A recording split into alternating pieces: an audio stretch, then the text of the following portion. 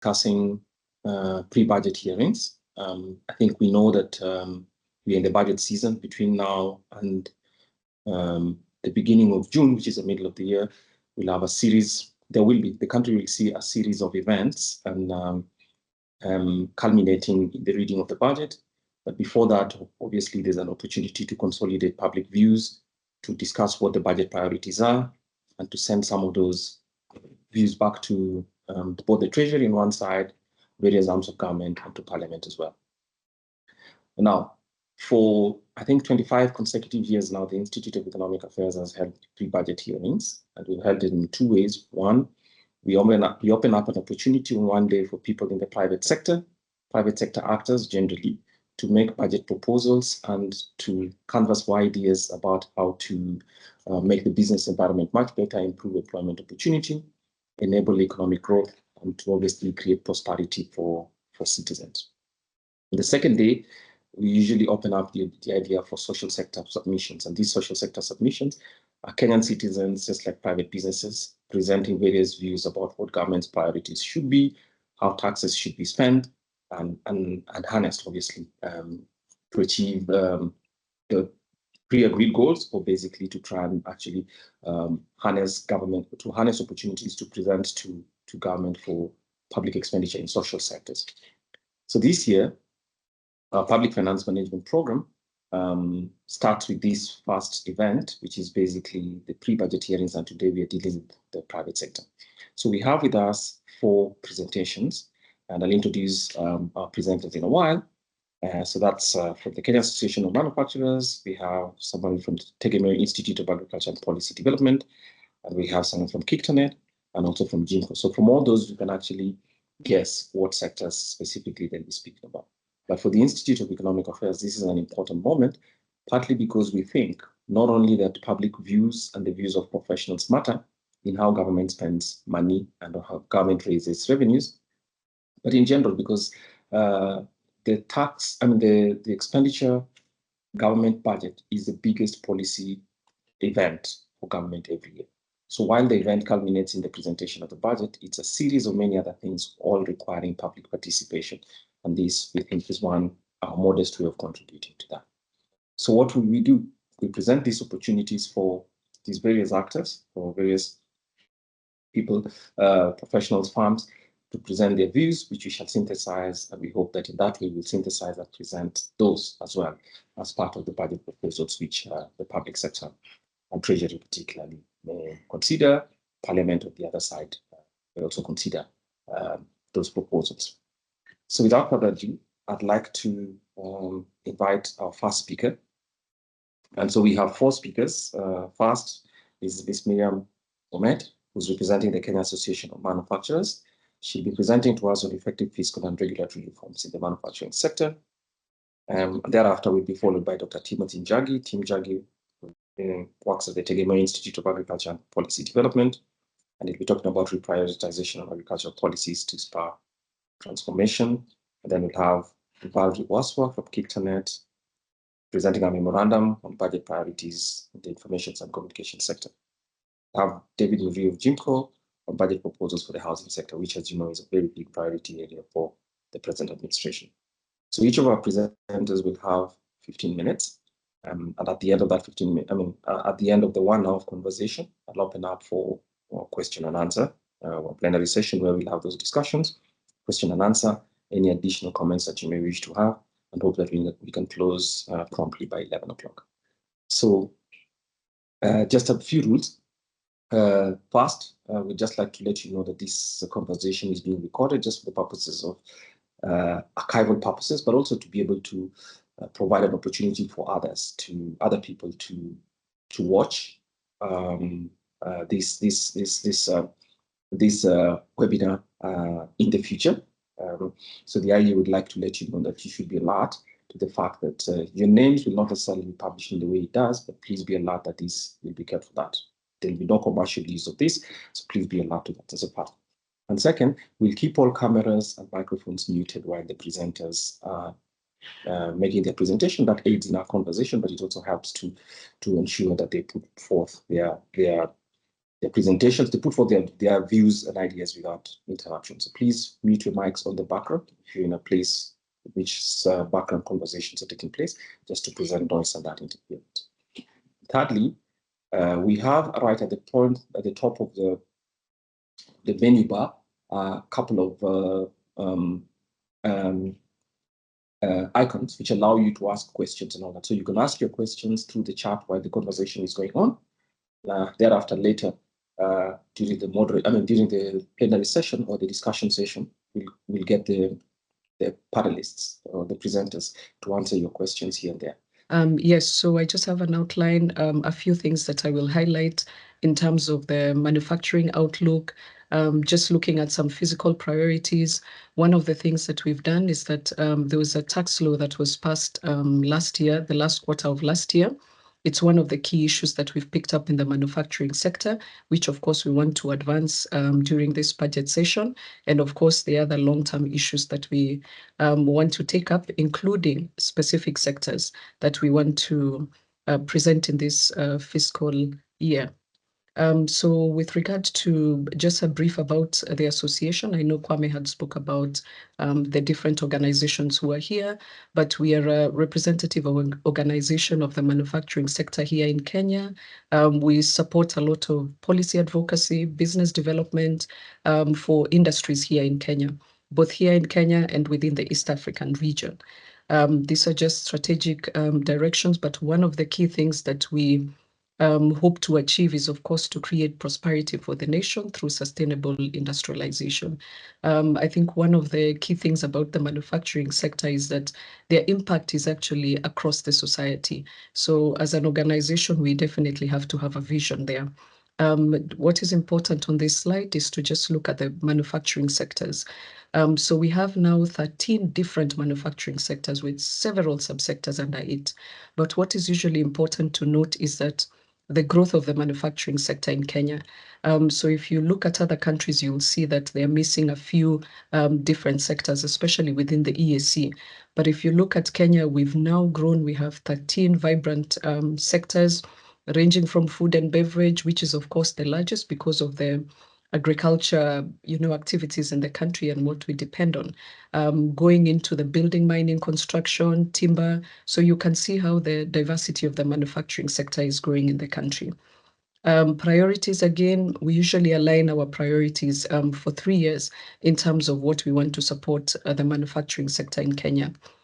So you can see we look at global competitiveness because Kenya not only produces good for the domestic market, we also look at exports, and we are trying to make sure that we are working with government agencies, stakeholders, to make sure that the manufacturing sector remains competitive. We are also focusing on export-led growth. This is also one of the priorities of this government, the previous governments, and we know that this is where Kenya can get a lot of revenue if we focus on this, and more especially because we have a lot of unused capacities within the manufacturing sector. And if we can support a lot of the unused capacities to move towards our exports, we'll be able to grow the country and, of course, support economic development. Small, medium-term enterprises are also a priority. We've continued to see how they are disadvantaged in many levels, and definitely is one of the priorities we have. And of course, what is called agriculture for industry. This is where we are able to support businesses to source locally and to be able to support the agriculture sector in Kenya. So in terms of the manufacturing output, this is actually the government's agenda, this particular government's agenda. So they've set out previously, there was a 15% growth target for the country under Vision 2030. But this particular government came in and they told us that they want to grow manufacturing from not only 15, but 20. So they call it 20 by 30. That by Vision 2030, by 2030, we are supposed to have gotten to 20% growth GDP contribution for the manufacturing sector. So this is quite an ambitious, target that this government has put in. But of course, as the representatives of industry, we continue to put this on the table, and we are trying to work with them, challenge them that this is where we need to be. And of course, the fiscal measures will support this kind of aspired growth. So you can see currently we are at 7.6% contribution, and we need to get to 15% to 20%. So you can imagine 2030 is in a few years, and for government to realize this goal under their vision 2030 is going to need a lot of work that will go towards achieving this. So another issue that's quite important about manufacturing, which we usually like to highlight, is just about being the highest wage employer in the country, formal wage employer. So you can see we had 362,000 jobs in 2023, and one of the targets that we have under the manufacturing vision 20 by 30 is to create 1 million jobs, formal jobs. So you can imagine where we are and what we need to do if we are to get the manufacturing sector to continue increasing jobs.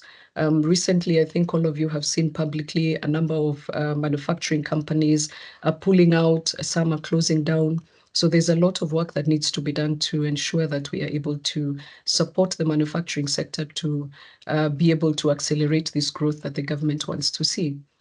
So in terms of the manufacturing growth trends, you can see a number of the data in which I've just talked about. We just wanted to put it there.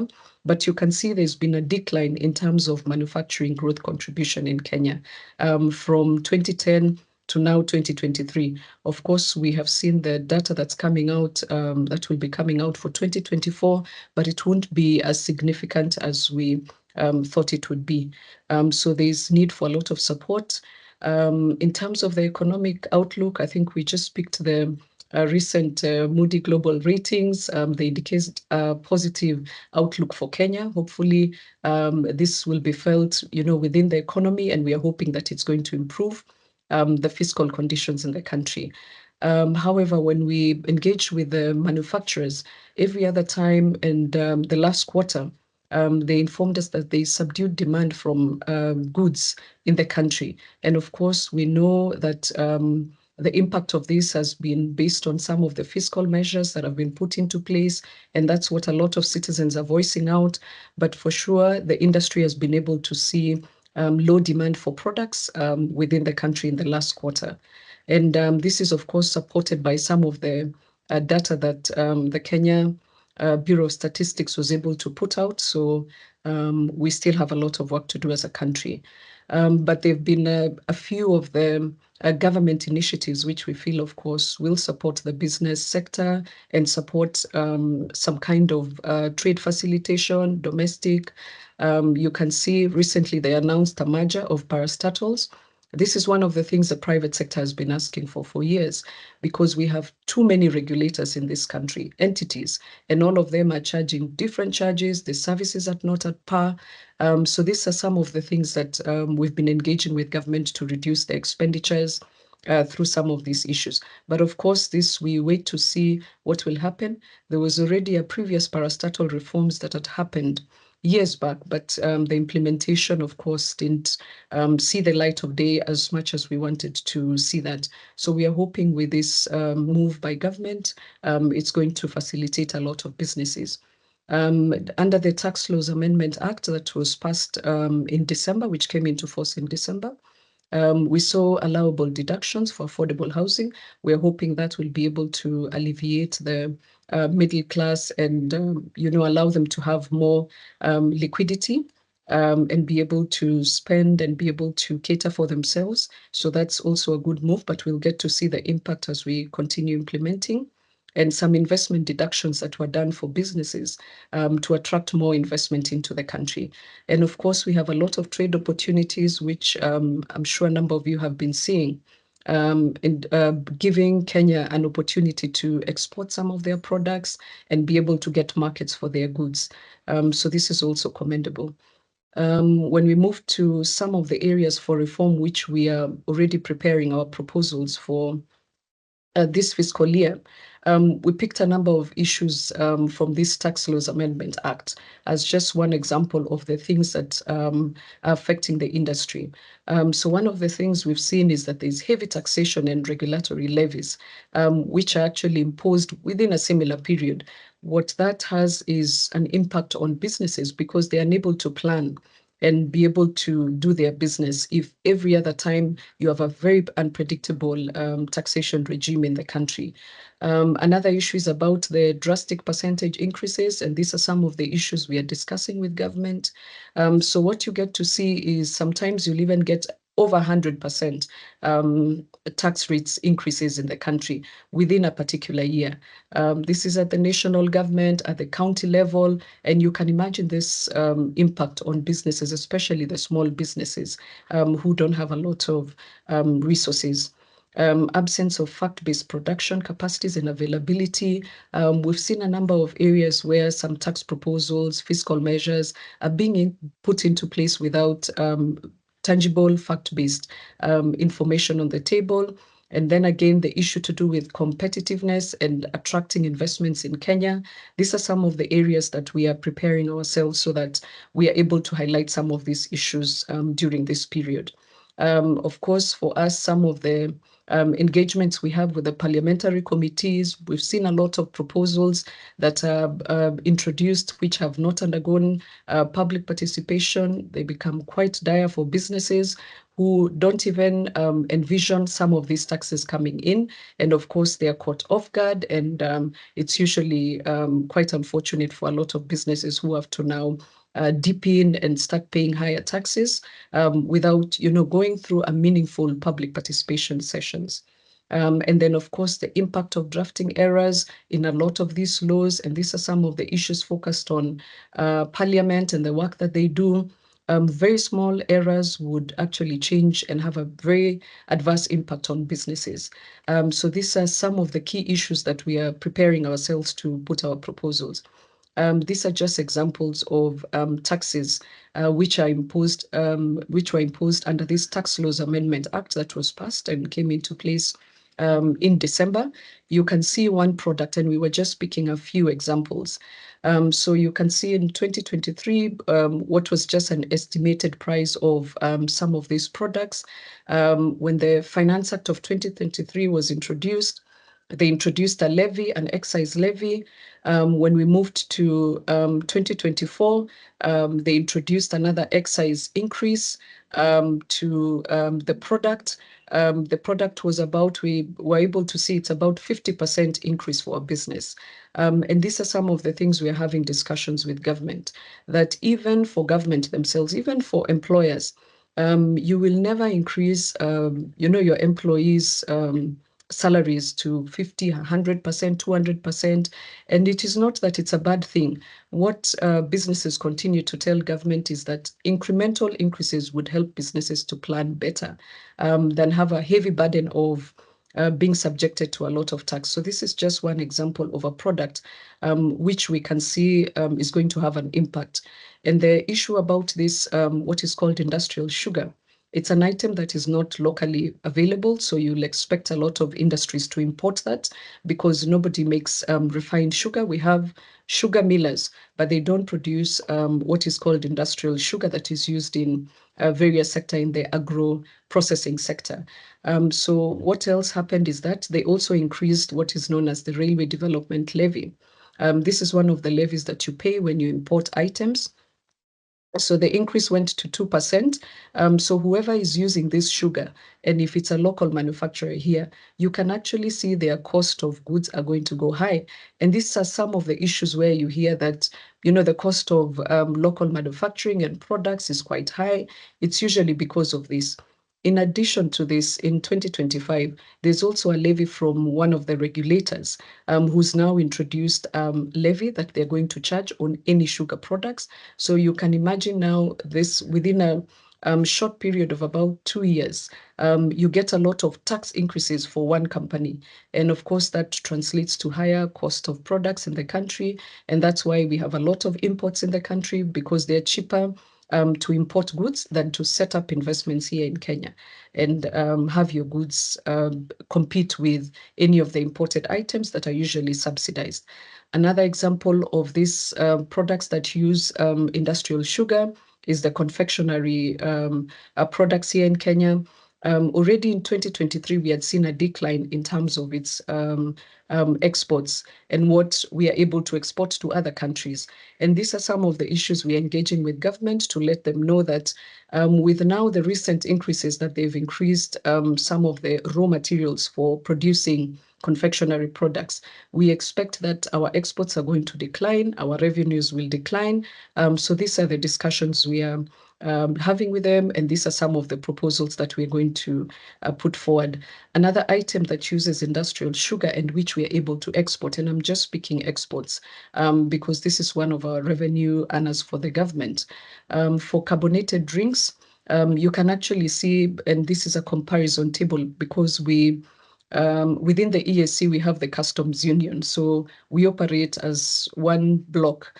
And usually we try to do these comparisons to show government where we are in terms of Kenya's competitiveness. So you can see the other countries, their growth is increasing. You can see for Tanzania, you can see Uganda, you can see where Kenya is. And we're expecting this to dip based on the taxation regime and the fiscal measures that we are seeing in the country. And we are hoping that we can have discussions and see how this will move forward. Another product that was recently increased was on ethanol. It's a raw material used to manufacture spirituous beverages in Kenya. We know that this cost is going to go up. I was quite lucky to find IEA had consolidated some of the data around alcohol excise taxes, which is quite useful in terms of some of the data we find available.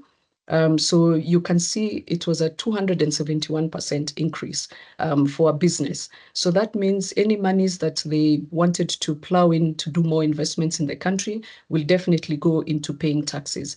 And what is critical for us is that it's actually a raw material. So it's not even the final product. So this is just one item that you use to produce another item. And already the tax measures have gone up. We definitely get to see in a lot of these sectors, industries deciding to reduce their number of employees, reduce, their some of the investments they wanted to make. And these are some of the issues why we are not seeing the manufacturing in Kenya growing steadily as it's supposed to be, so that it's able to support the country. Another example is on coal, which is, of course, one of the um, items that the heavy industries use in terms of for energy sources. So the cost of this went up under the Tax Laws Amendment Act recently. And you can see the comparison again we usually do for Kenya, Uganda, and Tanzania. And these are countries that they are high intensity industries like the steel industry that use a lot of power, cement industry. And these are industries that are contributing to the affordable housing initiative here in Kenya. So you can see already their costs are going to go up. We are, of course, having discussions with government to move away from coal, see how we can be reliant on energy. But you've had the conversations around the cost of electricity of Kenya, which is quite high.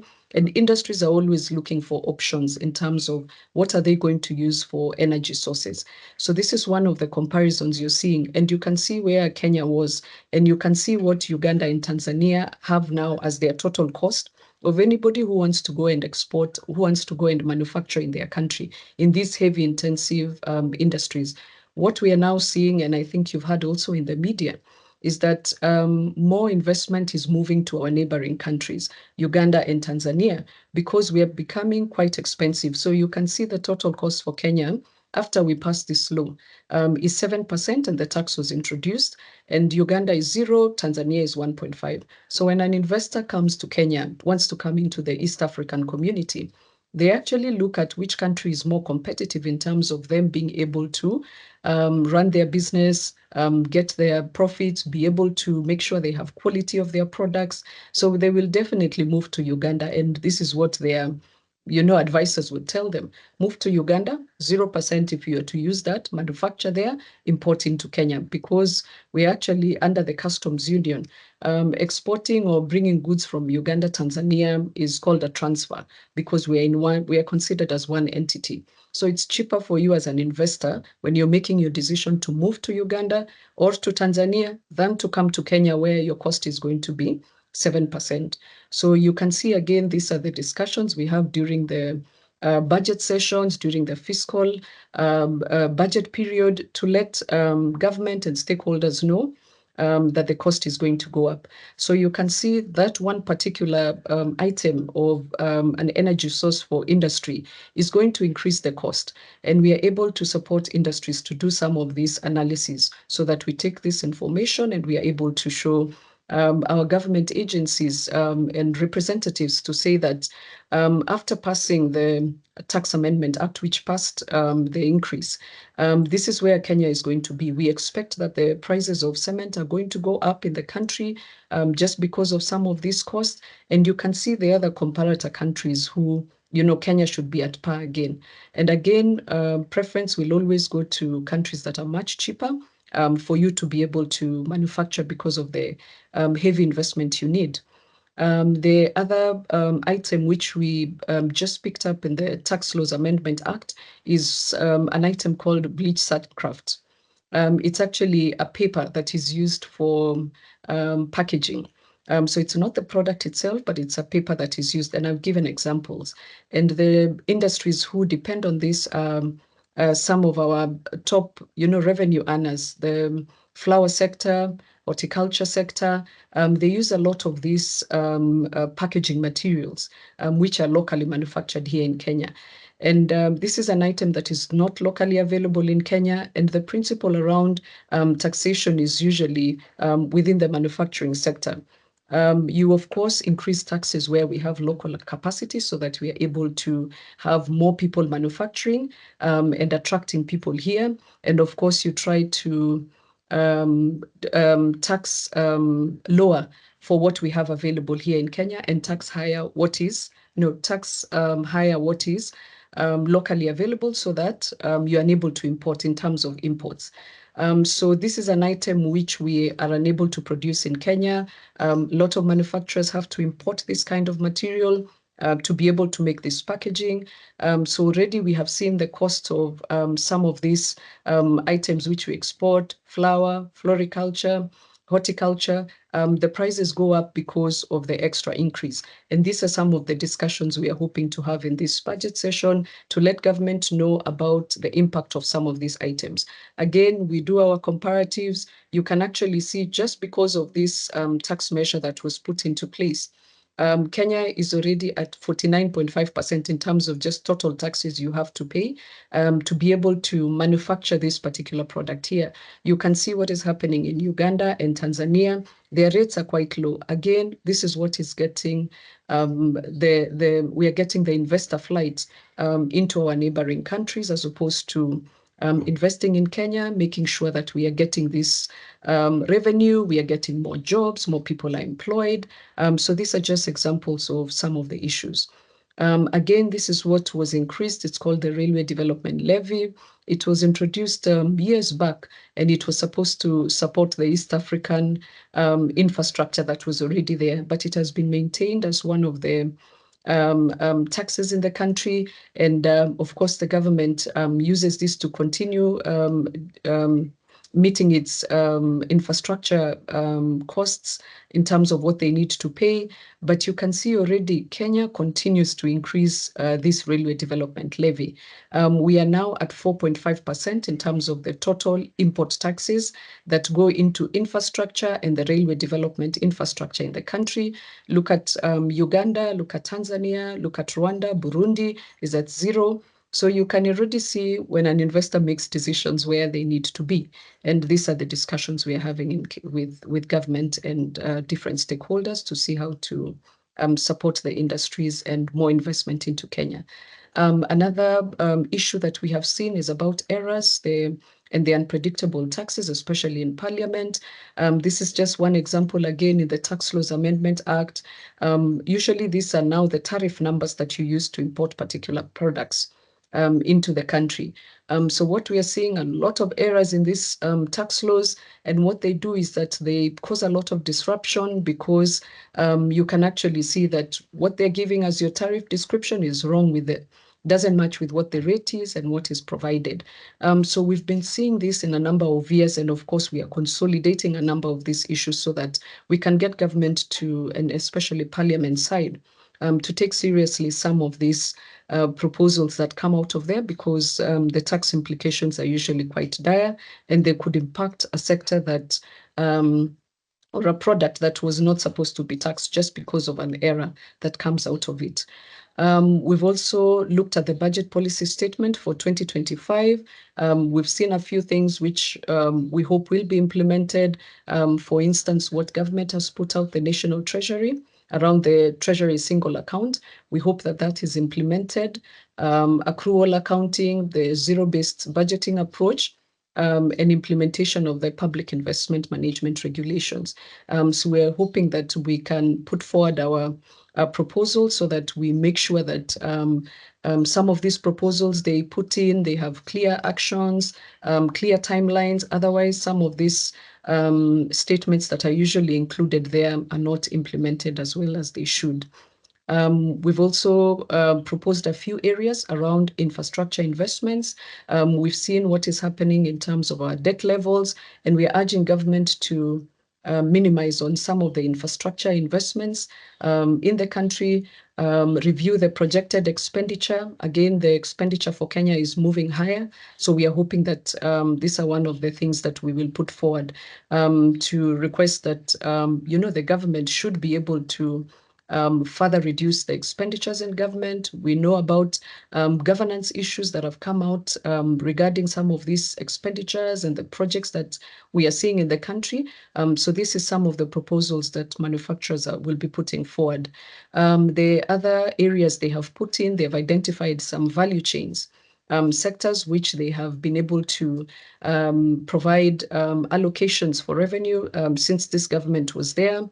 Agro-processing, leather, textile, building, and sugar industry. These again are industries which are in Kenya, and we've been engaging government to inform them on some of the areas that they need to focus on in terms of where their priorities are and where their allocations are.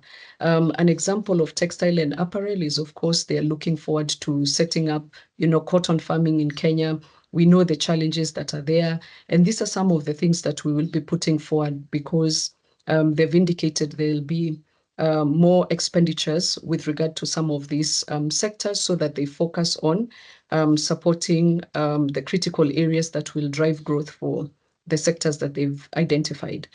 Again, these are some of the issues they have put out there. They want to reduce non-essential expenditures. We are hoping that they will outline that quite clearly.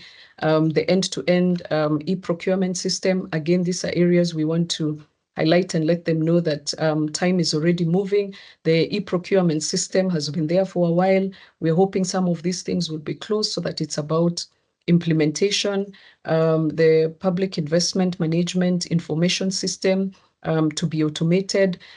These are some of the things we've been seeing over the years, and we are hoping we can have discussions during this budget session so that we can have accountability around some of these issues, including governance reforms.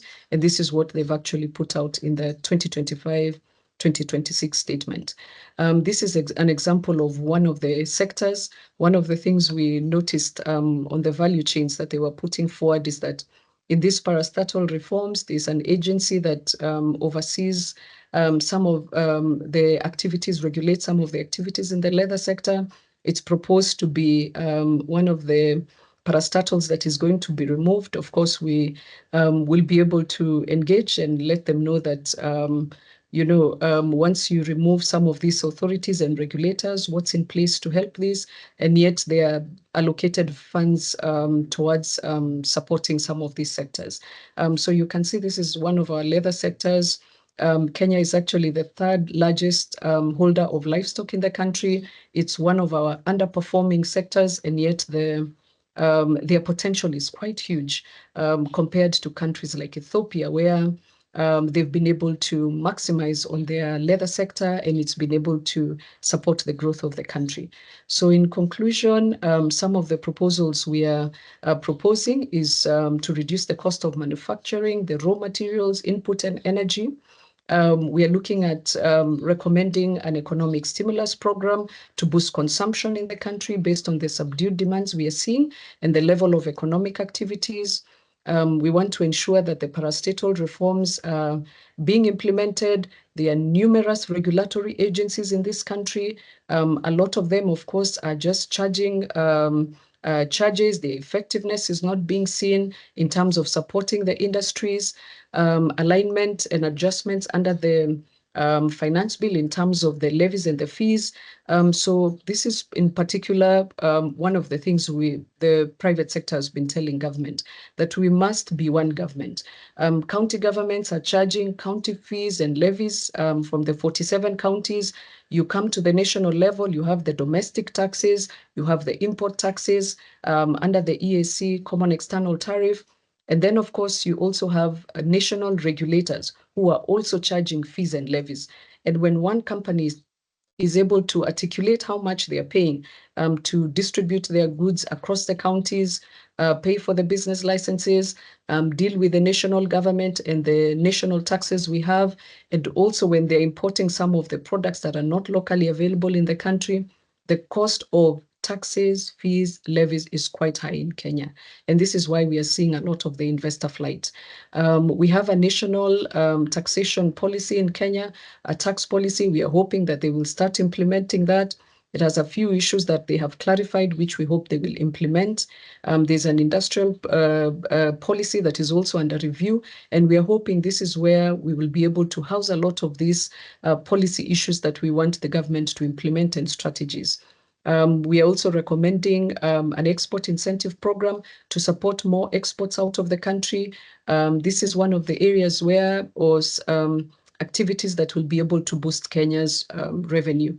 And then, of course, support tax proposals that are more fact-based so that we don't get smaller interests in terms of even businesses who are pushing their own interest, or the government trying to push interests and using the taxation measures to be able to get what they need. All right, thanks a lot, Miriam. I mean, you've taken us through an elaborate presentation of more or less like a diagnosis of what the impediments to manufacturing expansion in Kenya are, and some of them come from regulations, sourcing of products,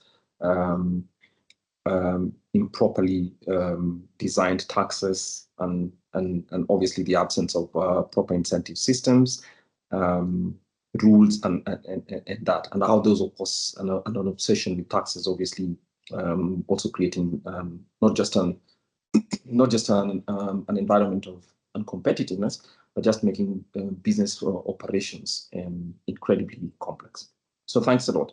I'll go now to Dr. Timothy Njagi from the Tegemeo Institute of Agriculture and Policy Development. So Tim will give us his presentation for 15 minutes. Thank you, Kwame. So first, again, thanks to IEA for inviting us to this forum. Actually, we view it as an important forum to give feedback on the budget process, and I will take you through what we think the government should prioritize, especially given the approach that we've seen over the last 2 years that has been happening within the sector.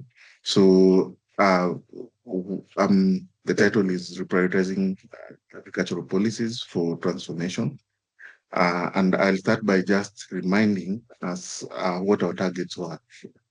For this government, the key priorities for the medium term, and this is basically what was in the manifesto, was three-pronged. First one was to improve food security and ensure that we have adequate food by improving production, reducing post-harvest costs, losses, and ensuring that we can afford what we're able to produce, reducing the reliance on imports. And I think they had a very ambitious target of reducing imports within the next 5 years.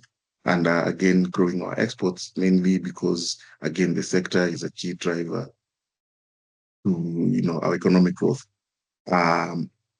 Linking to what Miriam has just said, I think part of the challenges that we've seen over the last couple of years is that the government has also become a very strong competitor to private businesses. And I think we've been saying this year in, year out, that the model needs to change. So when we look at the key challenges, the key successes, that the government has laid out for the last year. The first one is highly questionable. The government claims that we have doubled on maize production from 30 million to 60 million bags in last year, and they credit this to fertilizer subsidy and area expansion. Um, Again, if you look at the other success that is being touted, which is the turnaround within the dairy industry, it is being credited to the producer price support. I think, as you recall, the government set a price ceiling in which farmers were to be paid. And then, of course, they're also saying that we have had a lot of success within the subsidized artificial insemination that has helped improve the genetics within livestock.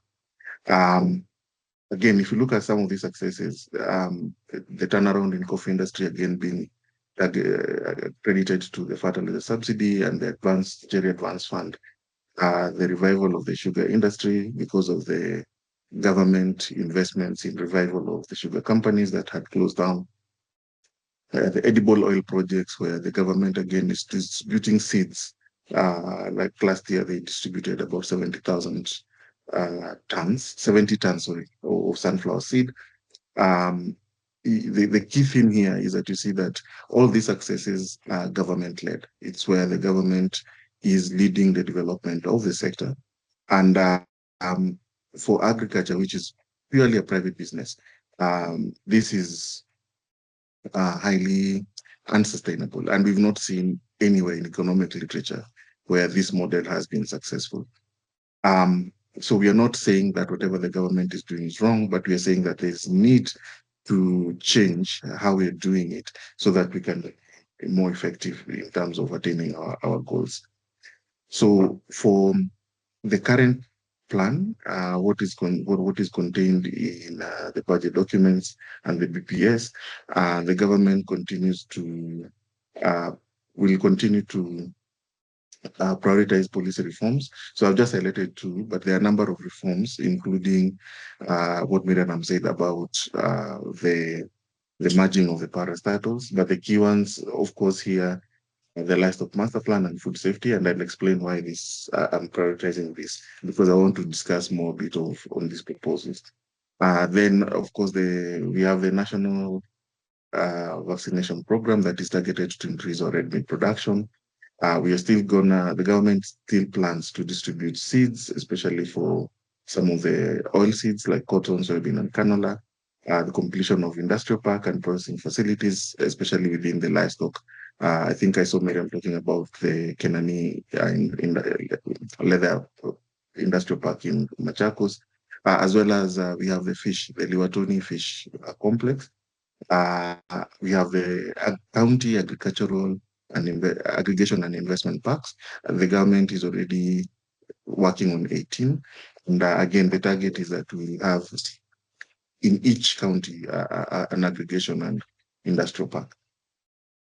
So of course, some of the key risks is building on what Miriam has said, especially when you think from the macroeconomic point of view. Right now, we have very low liquidity that has affected both consumption and investments. And when you think about the sector, it means that even the purchasing power of farmers to purchase inputs is quite low. And that means that farmers are likely to use suboptimally use inputs, which of course we know that will lead to lower productivity. A big concern for us has been the crowding out effect of private sector, especially within agriculture.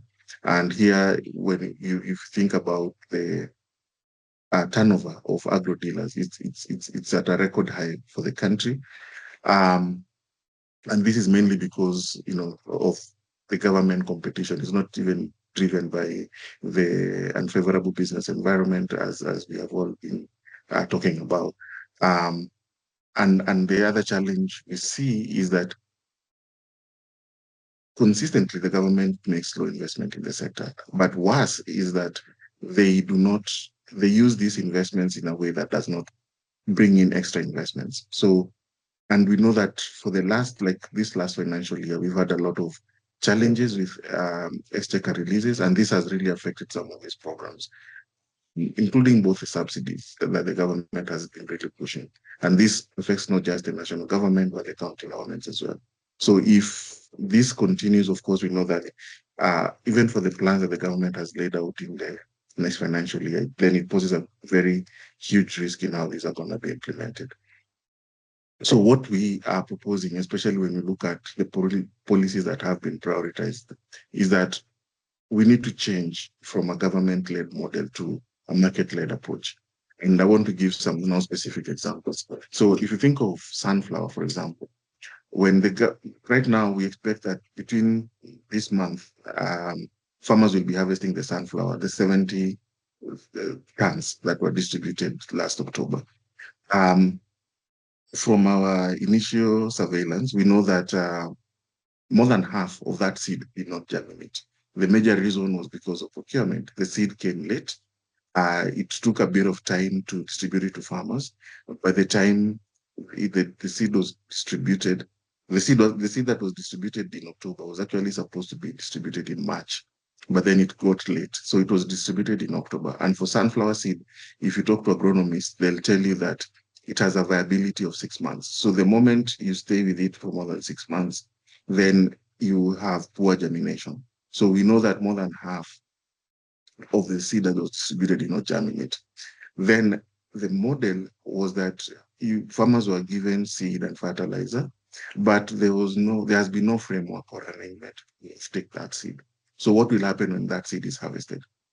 The first thing that you can guess is that farmers are likely to be exploited because the volumes that were distributed were quite small. So you distribute small quantities to you maximize the number of small orders that you can distribute it to. And then without aggregation, then whoever will be buying that seed will be buying it at very poor prices. And eventually, again, you'll start hearing about cartels in that industry.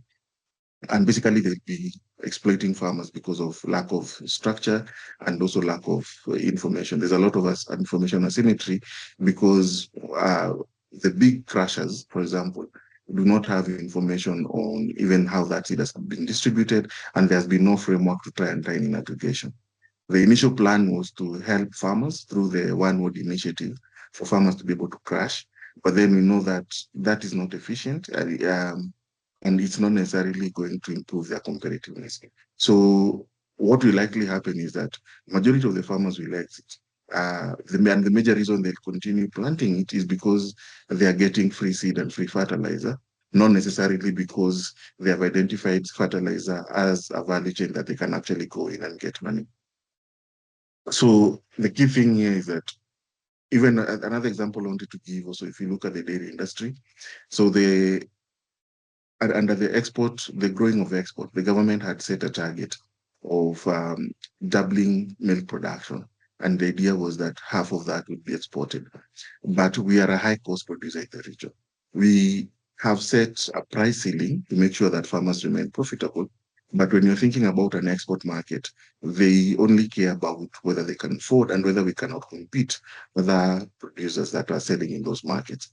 So we have not used the subsidies in a way that you can actually say improves efficiency and lowering of cost. It's basically a transfer where you are somebody else is paying for that cost. So it's of no cost to you or low cost to you because somebody else is paying for it, but not because we have generated some efficiency gain within the industry. When you think of the meat value chain, a lot has been talked about in the last couple of months about the nationwide vaccination program that is targeting for us to improve our meat production. But we have studies that clearly lay out how we can do that. One is we need to improve genetics, improve our feed and fodder management, and invest in the disease-free corridors. And I think just to remind everyone here that disease-free corridors have been in the MTP since MTP1, but we've never fully completed any of the disease-free corridors that we set out to invest. And for the last two MTPs, we've been talking about feedlots. Again, that is something that we seem to have completely abandoned. And those were strategies that we thought or had been discussed and piloted as a way of trying to improve our meat production and especially targeting the niche markets because if you look at our livestock production, it's extensive. When you're talking about meat, we produce grass-fed beef, and there's a premium market for that. So the idea was that for us to be able to take advantage of that, then those were the pathways that we should have followed. So the nationwide vaccination program has already received a lot of opposition, even from practitioners within the industry. And we think that will not necessarily lead to us improving our beef production in the next couple of years. When you think about fisheries, again, we have studies that show that the pathways to invest in aquaculture, both pond and cage cultures, improve feed investments so that we can actually lower the cost of feed, invest in cold storage so that we can actually facilitate market access. But again, when you look at what is being proposed, it doesn't necessarily follow these pathways. And I think, again, just emphasizing what Miriam was saying, when you look at the regulation is just focusing on raising revenue rather than strengthening the regulatory environment that allows the value chain actors to be able to work and make the investments and drive value chain growth. And of course, there is also the silent thing of that has been really silent, especially in the last year, about the role of county governments and how we can actually strengthen the county governments to play their role. So we still see everything being driven from the national level, yet we know that the function in agriculture mainly devolved to county governments, and we are not actually engaging in seeing how county governments can effectively play their role in driving growth within the sector. Sorry. So we want to emphasize that for all the subsidies, whether they have been given through producer price support or through the input subsidies, we want to really emphasize that from what we've seen, the data that we've spent a lot of money, but it has not necessarily lowered the cost. So it's just because somebody else is paying for it. And at the end of the day, we are still inefficient in terms of what we want to produce. So what we think should happen is that if you look at the role that the government plays in the sector, right now it's weak in terms of regulation and also investments in public goods. So we need to strengthen that role. The government needs to let go of functions that does not belong to it.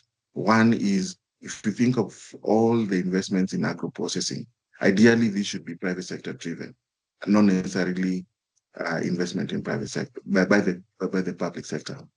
Even when the government makes those investments, and there is a good case, for example, why the government should make the investments. So, for example, like the leather industrial park, there should be a framework in which that can be operated by, or it can be privatized, be owned by farmers or operated by, or leased out to be operated by the public, by a private sector entrepreneur. Mainly because we know that the government incentive in running this factory will be very different than if it's done by the public sector. And again, if you just think of even like what happened with KMC and why KMC went down. I remember in the last 2 years, you were saying that the government has paid a lot of money and livestock farmers were making more money because of selling their money to KMC. But it was basically a transfer where you ended up paying a higher amount to the farmer or to the livestock farmers, just because the government allocated money from the exchequer to do that, not because the market was actually offering that high price. The investments is very low. Again, if you look at the public investments in the sector, is still low. This year they are promising, and I think I use the word promise because this is just an allocation. We know that the actual expenditure will be much lower than this. They are promising to invest 3.1% of the budget to the sector. Eventually, whatever ends up as being expended will be lower than that. However, if you look at how that 3.1% is being spent, is not being spent to attract private sector investments. And ideally, that should be how we would expect to get some efficiency gains if we spend the 3.1% in attracting more resources, especially from the private sector. When you look at our approach to value chain development, again, it's government-led, where government is doing everything from supporting production, supporting aggregation, and supporting marketing. This will not work, and we've not seen an example anywhere where this has actually worked. So we think that, one, there should be more room for the private sector to expand the space. There should be more focus on scale of production. There should be more focus on competitiveness and also producing value chains where we have comparative advantages. And here, again, if you think of the example of the edible oil projects, it was triggered by the edible oil price shock 2 years ago. When you look at what we consume, more than 95% is palm oil in terms of market share. And it's almost exclusively imported into the country. So yes, we have an opportunity to grow some of these value chains, especially value chains that can be integrated with livestock, such as sunflower and soybean. But we must do it in a way where we are very clear about what the objectives are. So what we're trying to do now is to analyze what is happening there, also looking at the cost.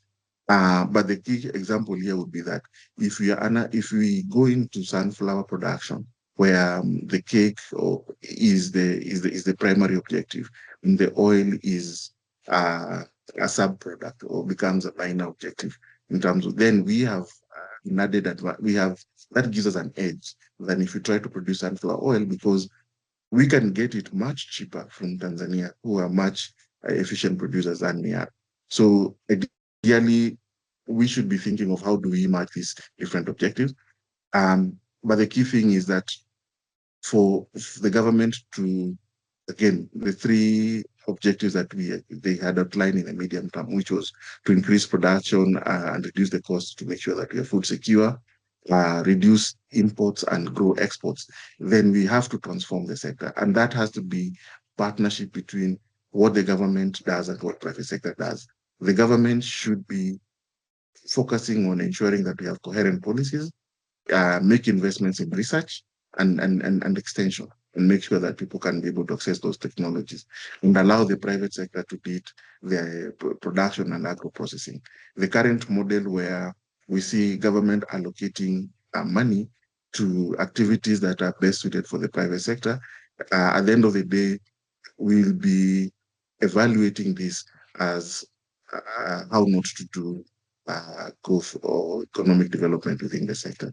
So with that, I would like to submit, and I'll be happy to respond to any questions. Thanks. Thanks for the presentation. We have learned a number of things. That's true. That they're indeed successes, but what is pronounced a success under the administration has mostly been government actually displacing the private sector. And I think for someone like myself, I think it means that government is confusing its role as helping its institutions to strengthen institutional engagement by actually displacing the private sector and forgetting that. So that's the first. The second thing is it's definitely not sustainable. Given the size of the agriculture sector, given the number of activities that are required, and just the complexity of those systems, it's unlikely the government can support to that level. But more importantly, efficiency has not grown. So basically supporting inefficiency, but just transfer of cash from one sector to the other. And I think that's an ongoing thing for this administration. My own views with it, one of the things I think it's creating is a compensatory state where redistributing cash becomes an end in itself. And we all know with low productivity in any sector, and agriculture being as important as it is for employment, for exports, as a feed into manufacturing and all that, if it remains as inefficient as it is, I think the level of compensation where you're taking money from one sector to give to the other is not going to go very, very far. So thanks, team, for telling us that, in addition to obviously suggesting solutions for one of the things that we need to do. One of those is, of course, because government has little money. I think the investment, everybody says in a brief that's been prepared by my colleagues at the Institute of Economic Affairs, that the Malabo Convention, which requires at least 10% involvement, the estimation of some people in Kenya, it's just about 3% of thereabouts. So that money, as you wait for increased allocations, increased investment, should be spent in a way that actually crowds in private sector. And as Tim has illustrated to us, if you're doing the reverse, then obviously it means you've got a long, long way to actually government working against its own broader, longer term objectives. So it's getting further and further away. So thank you very much, team. I think we'll have an opportunity for the conversations, which I think, and I'm sure people have questions. So now I'll invite Valerie Wasu, who works with KICTANET. Valerie, you also have 15 minutes at the top of the hour. I'll signal to you that you need to finish. Thank you so much for this opportunity to be here to present this budget in light of just looking at the ICT sector.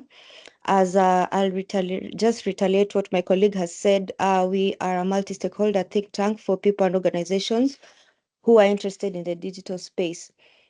Now, just looking at the background when it comes to the digital economy is that Kenya has been known to be a key driver, especially in the social and economic transformation when it comes to ICT.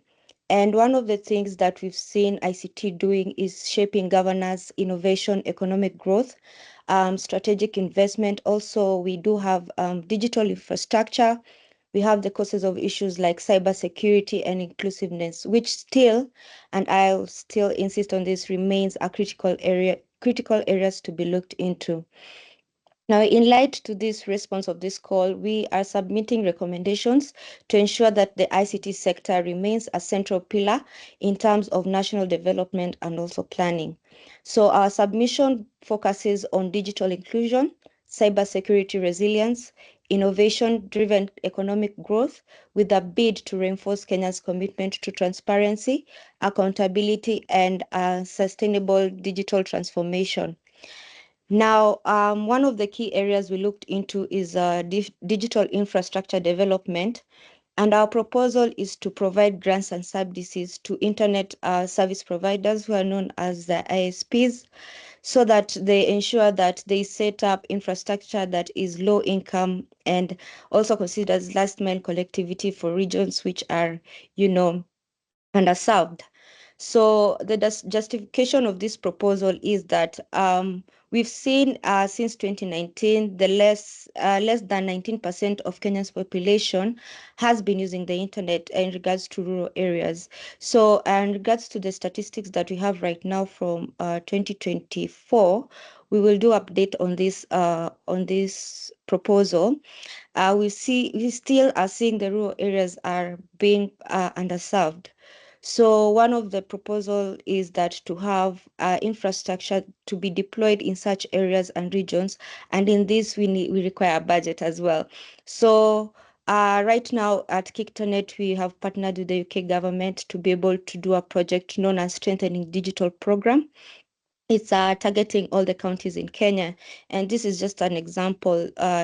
Last week, we were able to do a flagship program for 150 computers, which is helping to grab the digital divide that is there.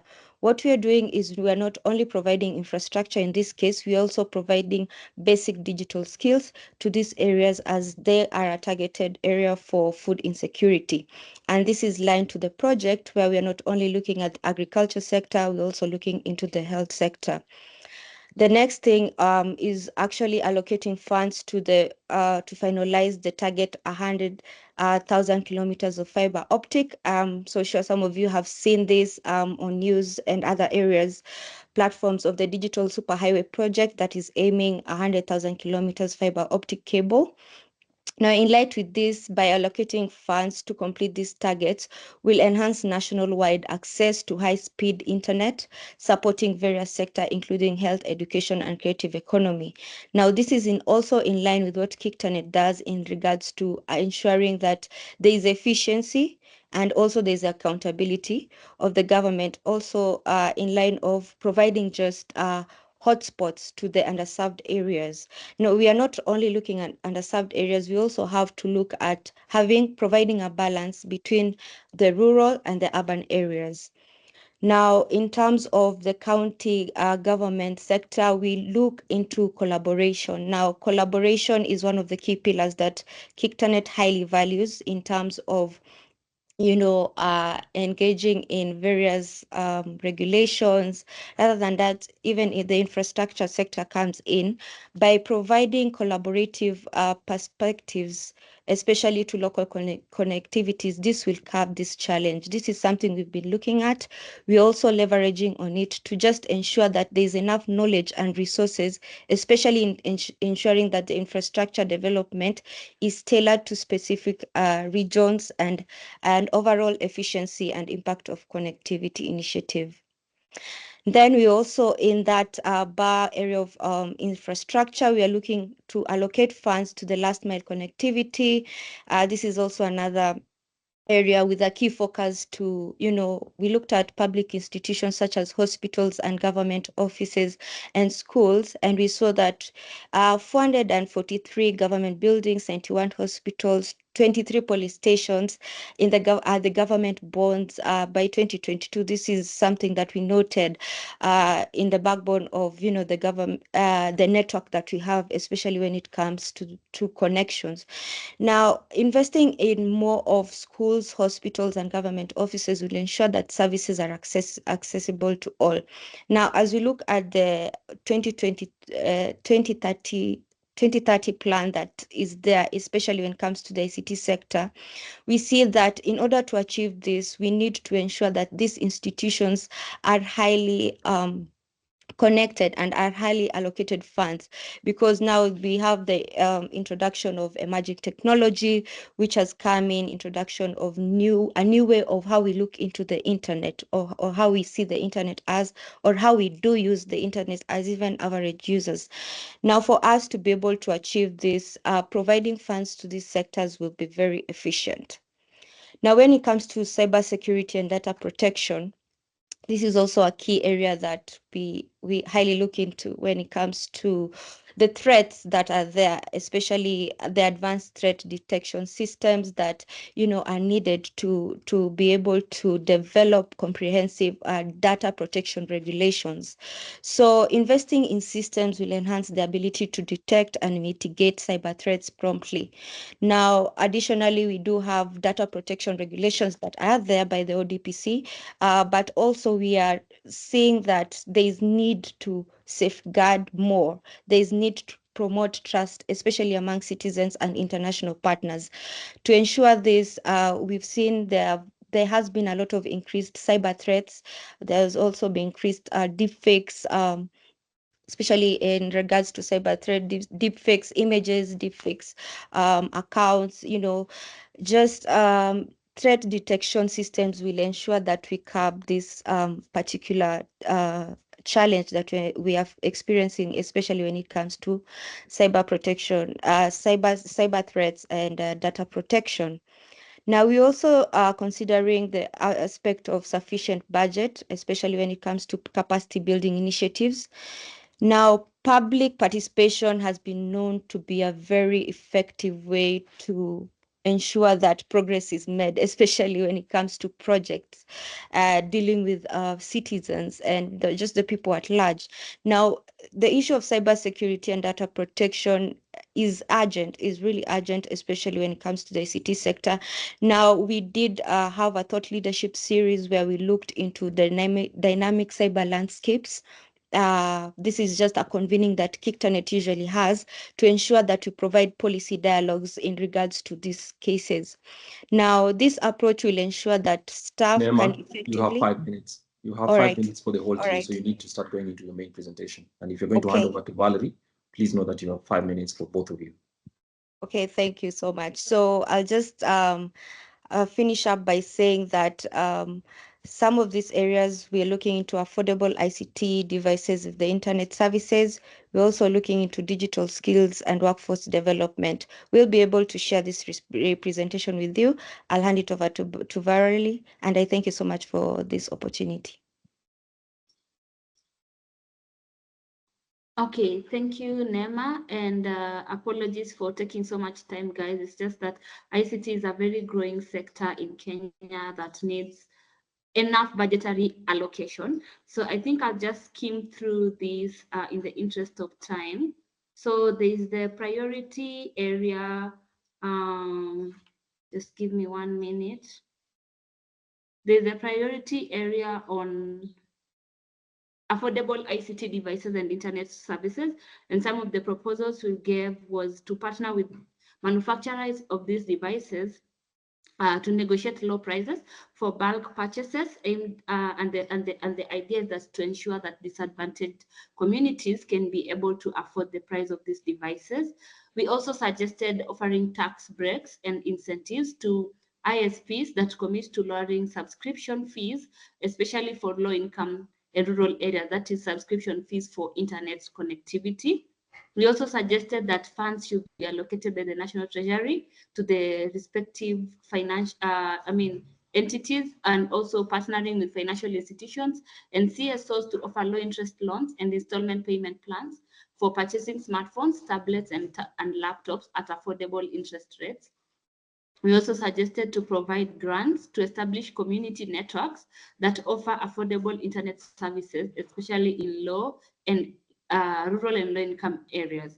There's also the priority area on digital skills and workforce development, which Nema had mentioned about what we are doing, but also we think the national government should, or rather the Treasury should allocate grants to CSOs to help in developing and implementing digital literacy curricula that is tailored to local needs, and to ensure that marginalized groups are trained and retrained on modern ICT skills, even in the local languages. We also suggested to allocate funds to upgrade the infrastructure and equipment in TVET centers and ICT-related faculties in universities to ensure that they meet the current technological standards and trends. Also, equipping innovation hubs with modern technology and resources to facilitate effective learning is very vital. Providing scholarships or stipends to encourage participation from underrepresented groups such as women, persons with disabilities, youth in rural and slum areas can help encourage them to take up STEM-related courses in institutions of higher learning. We also suggested allocation of funds for purposes of revising higher education STEM-related curriculums, because the problem is technology is evolving so fast and academia is not catching up. So there's need to allocate enough funds to revise these curriculums, especially for higher education, to ensure that they are up to date with current technological trends and the demands in the job market.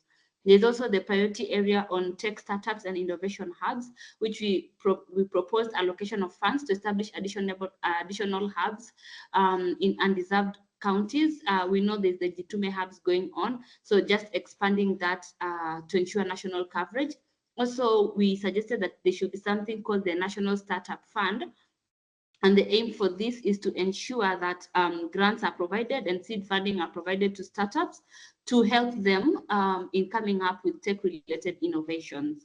Also, allocating funds for innovation hubs, I think that we've already said, encouraging stakeholder and collaboration to promote advanced training programs, mentorships, and internships for hub users.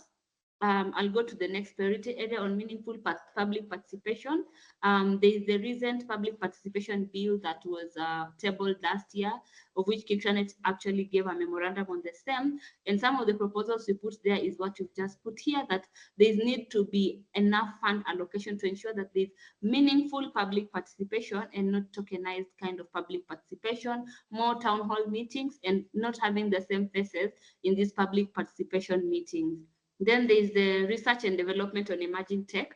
Emerging tech is a very high area, as we've seen with DeepSeek and all that.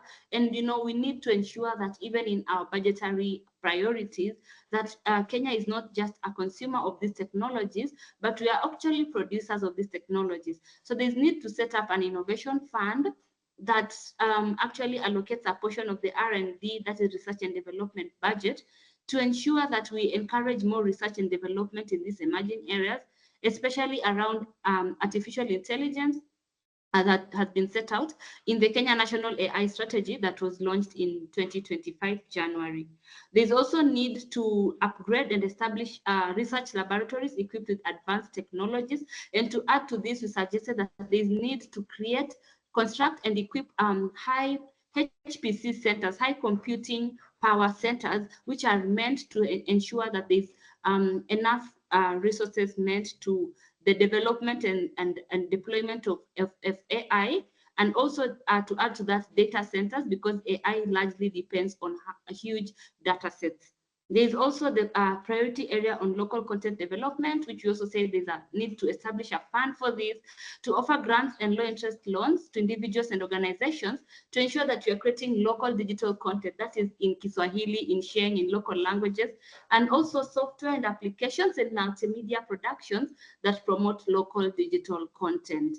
This also involves allocating funds to develop platforms that host Kenyan applications. You know, we need to have our own quote unquote WhatsApp, our own Facebook, our own X, just to ensure that music, films, and educational materials on these digital platforms are promoted to ensure that there is that localization of digital content and even content creators. Then there's the part on regulatory framework strengthening, of which we said, let me just highlight one which was very important, is that there is need to allocate sufficient funds towards improving ICT infrastructure and capacity for judiciary and law enforcement areas to ensure that they can effectively handle ICT-related crimes and offenses. In the light of this new development, there is sex-facilitated gender-based violence, there is cybercrime. Every day these new threats arise, but you see that the law enforcement officers do not have the capacity or the skills to be able to investigate or handle these matters. So Kictenet was also part of a validation workshop with the NCAJ ICT committee that we suggested that there is need to build capacities of these law enforcement sectors, give them the devices that they need to be able to handle these new emerging ICT crimes. And finally, there was the priority area on strengthening e-government services and digital public infrastructure, commonly known as DPI. As you've just seen recently, BRS actually, you know, they actually admitted that there was a data breach in the BRS system. This shows that there's a lot of gaps, you know, when it comes to, we want to promote e-government services on the e-citizen platform, but do they have the capacity, you know, to be able to handle huge data sets of personal data of citizens, and we know that they are safe. So there's need to ensure that we have enough funds to strengthen cybersecurity frameworks that will help in threat detection and response systems to ensure that citizens can have buy-in and trust and know that their data is safe and protected from third-party access. Finally, we suggested that we need to allocate funds for nationwide campaigns to educate the public on accessing and utilizing digital government services. We don't need the public going to the cyber cafes to be able to access these e-government services. I don't know whether it's KRA, submission, or opening a business. We need funds to help you know, the citizens to know that they can actually access all that at the comfort of their smartphones, and they don't have to actually travel long distances to these government offices to access these e-government services. And with that, I would like to complete my submission. Thank you. Thanks, Valerie. So what have we had? We've had about, I think, calling on government to invest in infrastructure. You talked about digital public infrastructure, the establishment of innovation hubs and a startup fund, content policies, AI, cybersecurity, of course, expanding digital literacy, which is the supply side and the demand side.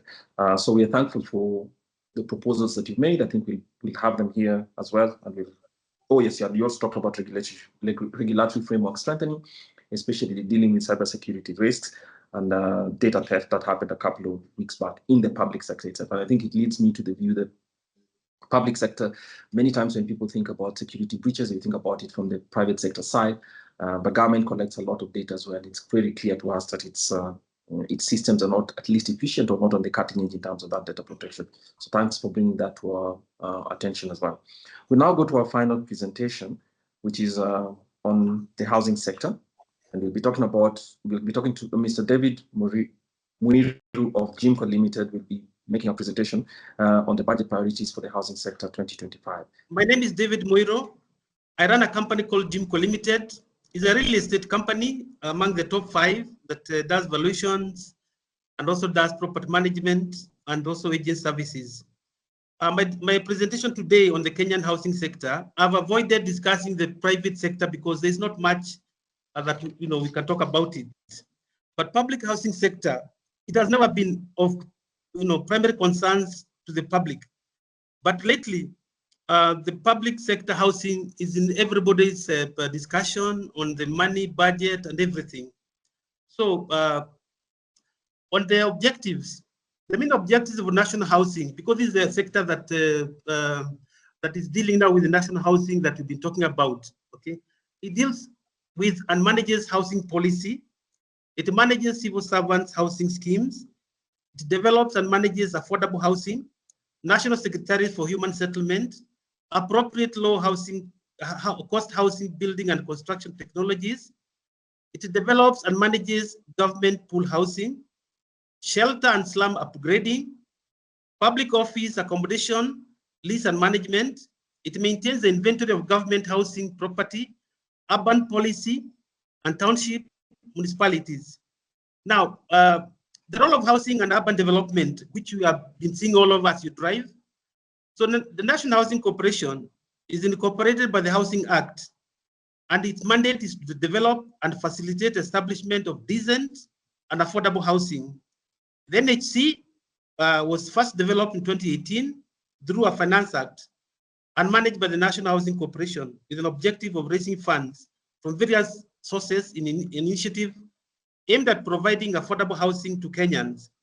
The fund would de-risk private developers by guaranteeing offtake for units, enable buyers uptake by providing affordable financing solutions, and allow mortgage and cash buyers to save towards the purchase of affordable housing. Beside that, there is the Estate Agents Registration Board, which is the regulatory body to manage estate agency. Affordable Housing Fund, I think we've heard so much about it. The Affordable Housing Fund was established 19th March 2024 through an act of parliament to provide funds for the design, development, and maintenance of affordable housing, institutional housing, and associated social and physical infrastructure. The Housing and Urban Development completed constructions of 1,067 housing units in the various locations. Construction of 33,000 housing units progressed to an overall average of 25.7% completion level. It also facilitated 692 civil servants with mortgage facility to own houses. It established 13 constituency appropriate building and construction technology centers and trained 4,110 new trainees on the use of affordable, appropriate building construction technology for promotion of low-cost housing building technologies. It completed construction of 17 markets, while construction of 6 markets are ongoing for an average of 82% completion level. It has also implemented the Kenya Urban Support Program in 45 counties, issued 1,000 titles in selected informal settlements of Nakuru and Kilifi to regularize land tenure and Kisit. The primary priority of housing sector in Kenya is to develop affordable housing to a large portion of population, particularly in urban areas, by housing on increasing access to affordable housing finance, lowering construction costs, and implementing policies to bridge the significant housing sector deficit through public-private partnerships and government initiatives like the Boma Yangu program. The Affordable Housing Program creates enabling environment interventions that enhance supply and facilitate demand in the housing sector in the interest of making housing affordable to all Kenyans. It increases urbanization and low affordability for housing units in the growing annual housing deficit. According to Boma Yangu, increased urbanization and low affordability for housing unit is growing and the annual housing deficit. 22% of Kenyans live in cities and the urban population is growing at a rate of 4.2% every year. With this level of growth, Kenya requires approximately 200,000 new housing units annually to meet the new demand, yet only 50,000 homes are built, leaving the housing deficit growing by 150,000 units per year. As a result of this mismatch, supply and demand housing prices have increased by 100% since 2024. And on the housing urban development, it has some statistics that I just wanted to share with you very briefly. And on the housing development, we've heard so much about affordable housing. There's a percentage of completion of level of 605 units in Bondeni, which was done in the year 2021, 2022. 2022 to 2023, they did 80. 2023-24, they did 100 units. And then there's a target of 100. And this program in Nakuru has achieved the target it was meant to achieve. There's also been completion of 1728 housing units in Shauri Moyo, Shaurmoro A in Nairobi, and the target is achieved and redesigned to 1848 units, which I believe very soon you'll see the constructions ongoing. There's also been a completion of 4,556 housing units in Shaurmoyo B, and target has not been achieved due to delay in redesigning that yielded 3,000 units. There's also been a completion of 2,420 housing units in Starehe, Nairobi, target not achieved due to delay in redesigning of the yielded 1,710 units. There's also been a completion level of 5,360 units in Bavoko, target not achieved due to contractor negotiation and change of financing model. There's also been 975 units in Thika, target achieved. There's also been 1,000 units in Roiro, and target not achieved yet.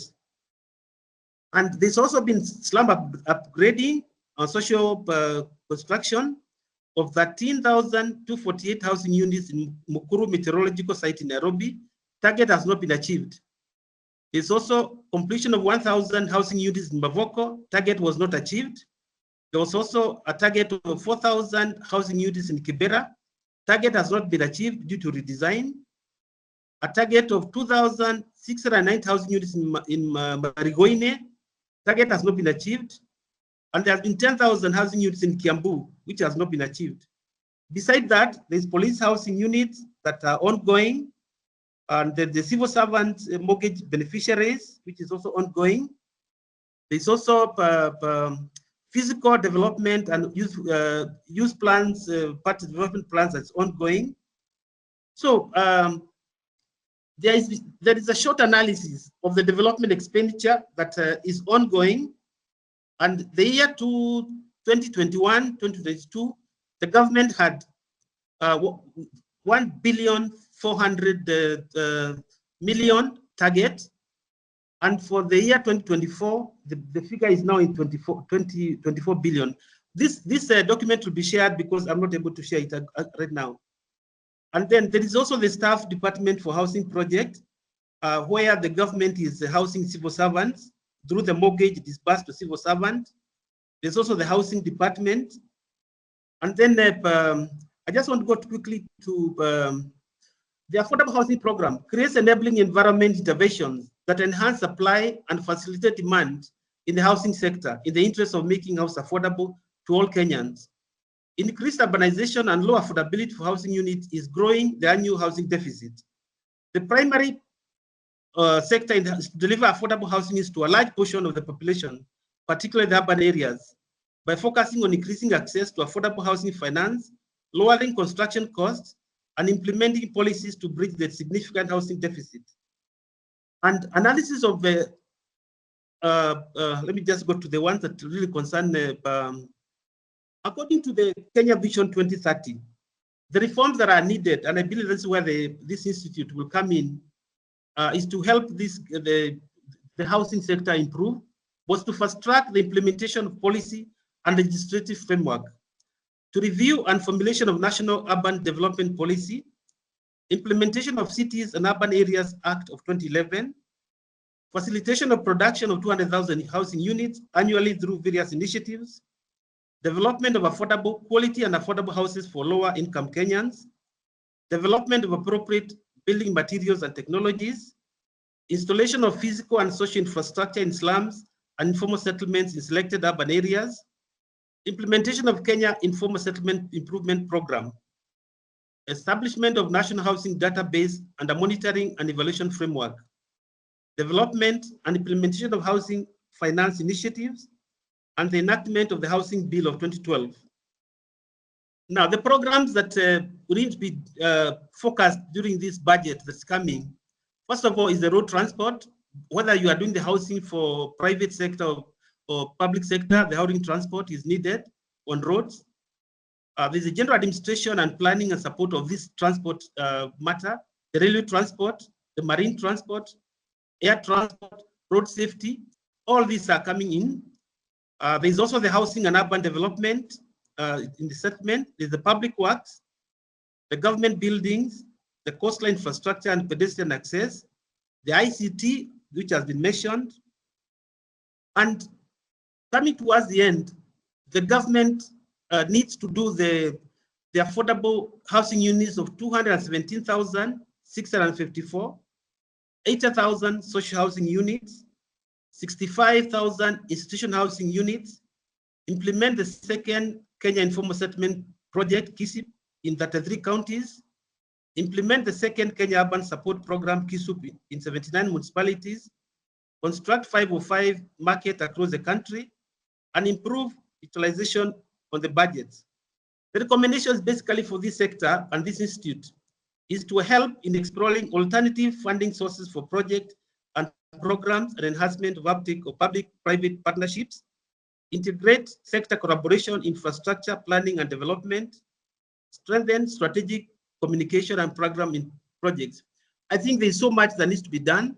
The Kenyans are, feeling the pinch in the budget. So I think there's much more that the institute can help through the advisory on how the private sector can work with the government sector to manage this housing sector. I think that's what I would like to say. I'm sorry that this document did not come, but it will be shared out. Thank you. So David started by giving us a run through of housing policy and laws in Kenya. He says they have broad targets, but I think the presentation that he did and the data that he presented shows that the housing schedule is largely behind. I mean, most of it is likely behind schedule and by a long way. There's development expenditure that's been ongoing. In 2024, there's a plan to spend 24 billion. In addition to just providing under affordable housing and different streams of expenditure, government has provided staff housing and especially mortgages for 690 or 696 of its employees. The affordable housing targets were basically intended to raise supply and also to cover the annual housing deficit, something that I still want to examine closely.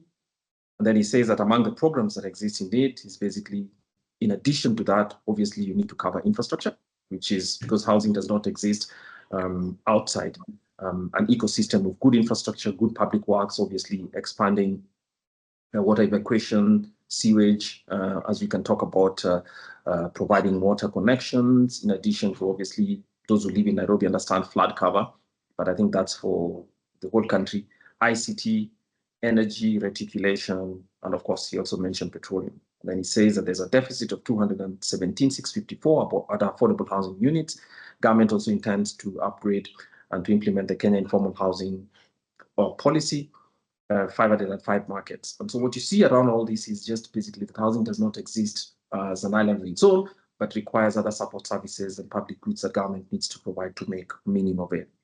And then he recommends 4 things. Was 1, alternative funding sources, especially through PPPs, that government should engage in better strategic communication, stakeholder collaboration, and of course, to consider is an integrated sector. So thank you very much, David, for that presentation. But now it's time for us to receive questions and responses that we may have from our from the audience that has listened very, very patiently.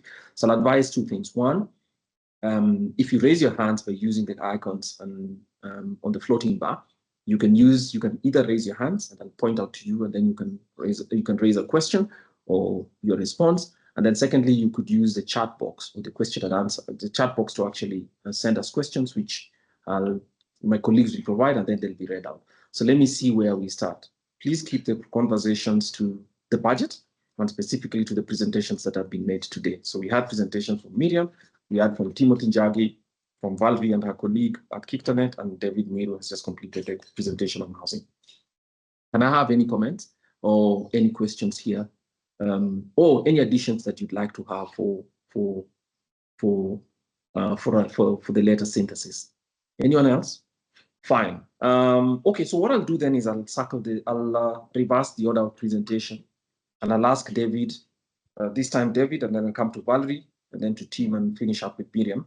Each of you will have 2 or 3 minutes to make any additional comments on something that you might have forgotten or something you wish to emphasize regarding the budget policy, or what you'd like us to emphasize as we do the synthesis of this. So let me start with you, David. David, back to you. Well, I think this is a good discussion, and I think among the Kenyans, nobody has ever been talking about housing until now, where everybody is feeling the concerns. And I think the private sector need to play a very big role so that these houses that are being produced by the government, they don't become white elephants, because eventually people will point fingers at them, so that the government, once it partners with the private sector, then it produces a product that is ideal for everybody. And everybody feels that I contributed money to that project. So I think we need to be, reactive and not let the government dictate what it's doing alone. We need to have that participation, because these houses are meant for Kenyans. And if they are being done for Kenyans, then the private sector, through an institute like this, I think we should play our part, let our voices be heard. So at the end, the Kenyans will actually appreciate what role we have given in giving some guidelines, so that the government doesn't produce a one-bedroom house for a family of 10 people or 5 people, which doesn't meet the concerns. Otherwise, I want to thank you so much for inviting me. And I did appreciate, and I'll follow up with in future discussions. Thank you. All right, thank you. Thank you very much, David. As you speaking, I just saw that one of us has his hands up, Leo Kemboi. So I'll ask this question. I don't know whether it's specifically to David. So Leo, please let me hear your question, and any other person before I go back to, I circle back to the other presenters. Leo, go ahead. Yes, just hearing David speak about the question of partnering with government on housing. So first question to David, do you think there's an housing problem, a problem of quantity per se? And a follow-up question to that, don't you think government's participation in this sector will create pervasive incentives and might even change the rate of urbanization? And the last one, before I forget, if government, for example, if the answer to that is the housing problem does not exist, but rather a problem of quality and a problem of others, don't you think that part of that, that in the first place, government should not participate, and they should, the structure in place, the policy structure in place, like housing levy and others, should have not been there in the first place? Because I'm just trying to push back to the comments you've made. So I want you to explain a little bit better by what you mean the institute and other private sector players should participate with government in making that policy better. Thank you, Leo. All right. No. Before you respond, David, just a minute. Okay. Yeah. David, before you respond, there's another question by Shadrach. Shadrach says, I think it's also, thanks, Shadrach, and you're asking, why can't the government allow the private sector to build the affordable housing state? So that's one. Obviously, that's a question to you. And let me see if there's one more in the chat box. John Mutua asked, do you believe the housing levy will transform the sector? That's one for David. Do you believe that the housing levy itself will transform the housing sector? And then this is for Miriam by John Mutua. He's asking, why is credit to the private sector that low? Why is the growth prospect not so good, despite initiatives like the Hustler Fund, Women's Fund, etc., that was meant to provide credit to small businesses? So that will be for Miriam to respond. In the meantime, David, please respond to the questions that have been asked. And yes, you have 2 minutes. Okay. Thank you. To start with, if you travel to Addis Ababa, to Malaysia, Singapore, to Brazil, Sao Paulo, the first feature you see are the many housing structures that have been done. I think that's what Kenya needs, because right now we have a shortage of housing, both in quantity and quality. A lot of Kenyans need to be housed. And what the government is doing, if it's done in a very structured way where the Kenyans support it, I think it will meet the target of what the Kenyans are looking for. To start with also, these projects have created employment. They have created the money in some sectors that are involved into this business, and it spread across the country. So it's a good initiative. It needs our support, and the government needs to embrace everybody so that we are part of it. For private sector, I think when private sector produces houses, they're expensive because it has to buy land at very high cost. The government is building houses on land that has zero cost. In other words, it's either government or county government land, so that the product that is made is much cheaper than what would happen in the private sector. And the private sector, I believe, can have a role to, to hold hand each other with the government, because I believe if you can have that partnership, so the government is not seen as doing things alone. I think that's where the heat is. Okay, it's a good act. The government needs to be supported, but the government needs now to embrace the private sector so that all of us can feel that the product that's coming out is good, and certainly it is transforming the neighborhood. If you go to Kibera, if you go to Jogoo Road, very soon you'll see the total transformation of this country through this housing sector. So I agree with John and Shadrach. This housing sector, as long as it's supported, the Kenyans embrace it. I don't feel it like it's a punishment through the taxation or the contribution of the money. Once it embraces it, I can tell you, it will roll out of this country, and in future, in another 5 years, it will just be skyscrapers in Nairobi, and I think the Kenyans will be the beneficiary of this. Thank you. So my parting shot would be that we cannot emphasize enough the importance of ICT and financing ICT development and digital transformation in Kenya. We are usually commonly known as, the quote-unquote Silicon Savannah of Africa, but then we do not just want that to be a buzzword. There is still high rates of digital divide among so many people. Kenya is, according to research report, shows that 70% of its population live in rural communities. These communities have poor internet connectivity. Affordability is still a huge issue. Government sectors still do not have the capacity they need to handle the emerging tech trends, and they're always being victims of cybersecurity attacks and victims of, deepfakes on social media and all of that. So it is very, very important that we prioritize the ICT sector and its development, even in our budget, and not just in terms of allocation, but actually disseminating those funds, and especially to the county government, because most of these transformations need to happen at the county level. And finally, it has to be at a multi-stakeholderal kind of approach. So the government may not have all that it needs in terms of implementation of some of these policies and strategies.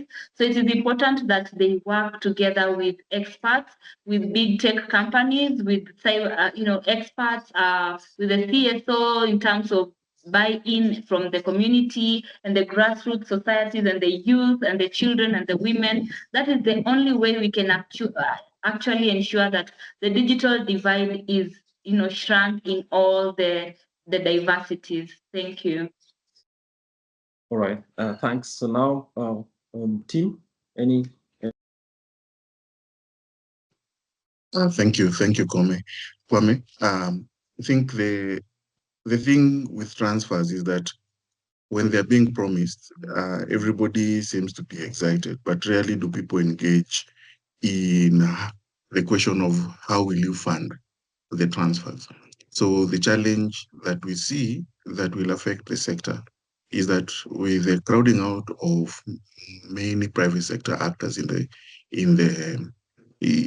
sector, and remember that the sector has been heavily reliant also on development pattern investments.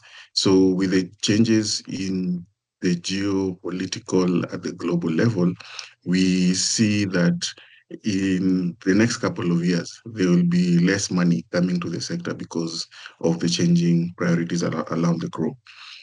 The issue that we'll have is that once the government starts running out of money, the sector will be very weak. And the numbers for us are a bit worrying, because in as much as we are touting increased production, we are still importing.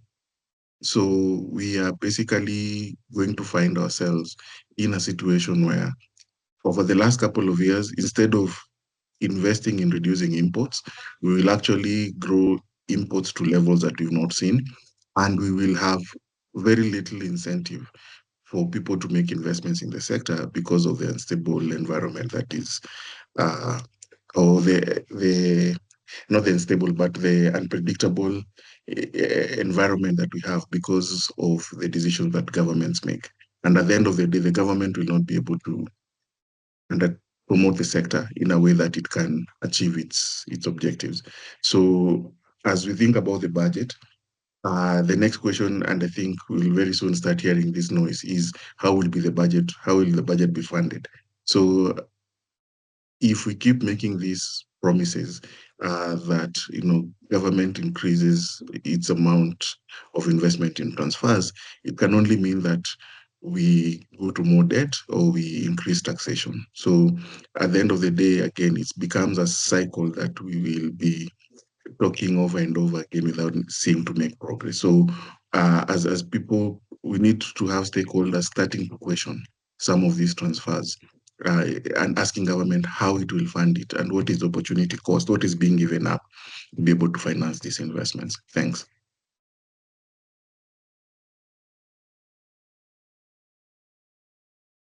All right, thanks, team. So let's come to Miriam. In addition to that, Miriam, there's a question in the chat box.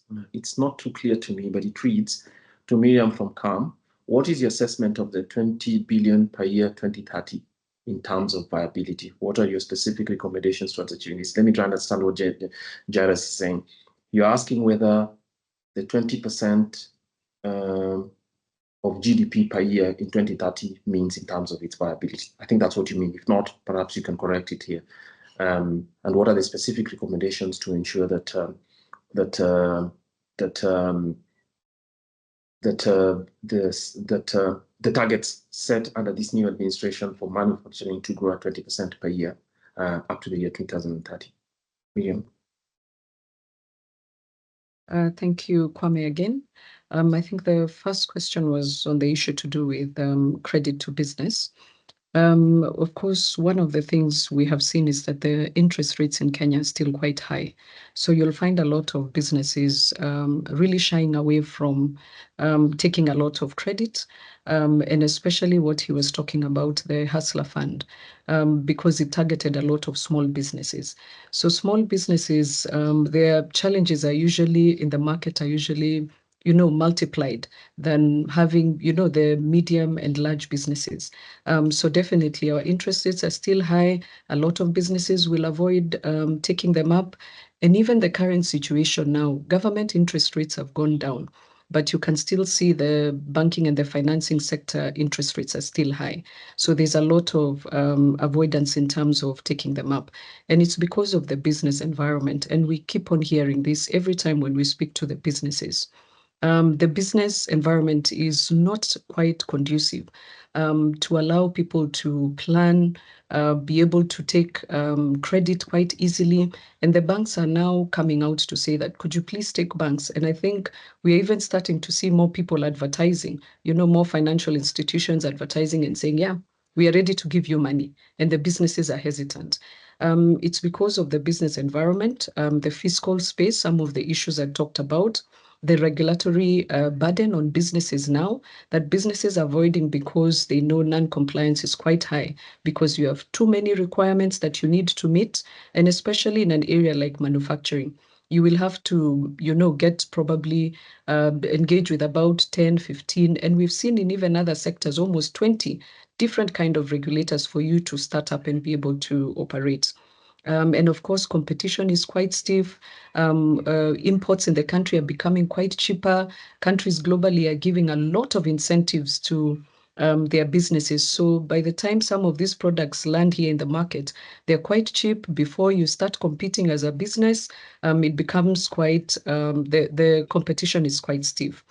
So those are some of the reasons why we are seeing, uptick of credit is quite low, and of course the impact of the business environment on that. I suspect that the person who was posted the other question that Kwame has said, the second one, is about this 20 by 30 agenda that the government has put in terms of realizing Vision 2030s and manufacturing contribution. So we know it's a tall order, even from us in terms of what we are seeing, because you saw the trend of GDP contribution by the manufacturing sector, that we've been unable to actually even go over 10. You know, the double digits that they talk about, we are still at 7.6%. So you can imagine, for us to get to 20%, it means that we need to almost double, in fact, over double this 7% that we are in, so that we can reach there. And that requires us to create more jobs. In fact, in that slide of ours, we had already quantified for government.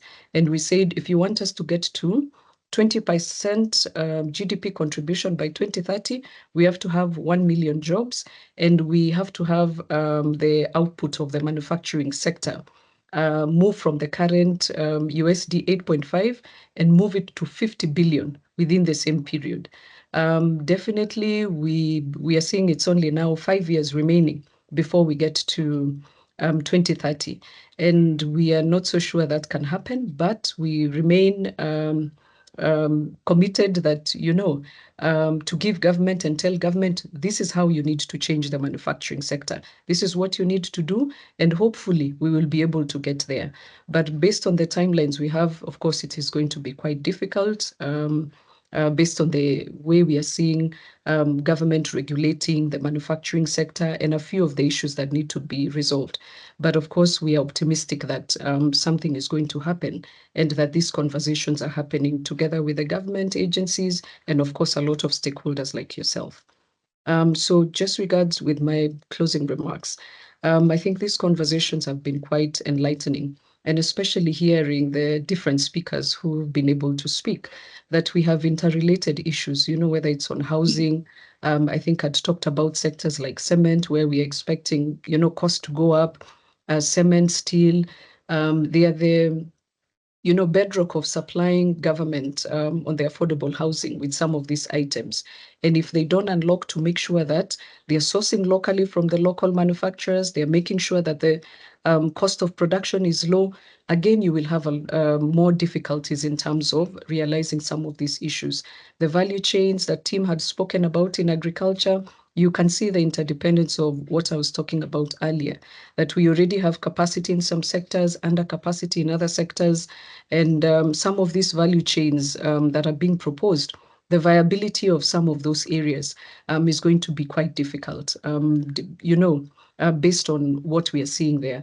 So what it means, of course, is that if any of the sectors is proposing any issues or organizations, and they get able to unlock some of the issues, we are all going to be beneficiaries of this whole system. So I think that's the discussions that we have had are quite enlightening, and we are all going to benefit from everybody continuing with this advocacy journey to make sure that we realize what we want. So thank you to IEA for convening this forum. It's been quite insightful. Thank you. All right, Miriam, but just hang on, just before you go, there's one more question that somebody added just as you're finishing, and they're asking, this is from Vivian, and asks, is the manufacturing sector feeling the impact of lowered inflation? So maybe you can finish with that before we wrap up the meeting. Yes, definitely. Those are some of the, indicators that have been able to support, to stabilize the industry. You remember that time, some time back, I think a year, we were all complaining, a year or 2 years back, 1.5 years back, we were all complaining about inflation. And of course, it was impacting the cost of products. And a lot of those monetary issues have now been addressed, including issues to do with the dollar issues we were complaining, the scarcity of it. So usually stabilizing some of these indicators, monetary indicators, are quite important. So definitely the inflation coming down has been able to impact the manufacturing sector. But of course, we are hoping that the inflation is stable and we won't see rapid increases in the next coming years. So we hope that the strategies that have been put into place to maintain that are actually strategies that will ensure that it is more sustainable, as opposed to, governments just trying to reduce it at that time and then later you see the consequences of it. Thank you very much. So I'd like to thank all our colleagues, starting with Miriam, Tim, Valerie and her colleague, and obviously with Mr. Muiru. Thank you very much for the opportunity thank you very much for honoring the IEA's invitation and for contributing to expanding public literacy about the budgets in general, budget policy, but also at the same time actually alerting us to what are the pressure points, but also the opportunities that exist in the sectors in which you work as professionals. At the same time, the IEA is committed to providing a platform for people to discuss an important part and processes of public affairs, and the budget is one of the more important and highly, not just important, but obviously has a very high profile. Now, what will we do with the conversation that we've had today? We've heard about existing opportunities. It's very, very clear all across that there's significant challenges that the government needs to be alert to and to unlock. So what we're going to do is synthesize all the information that's been provided to us.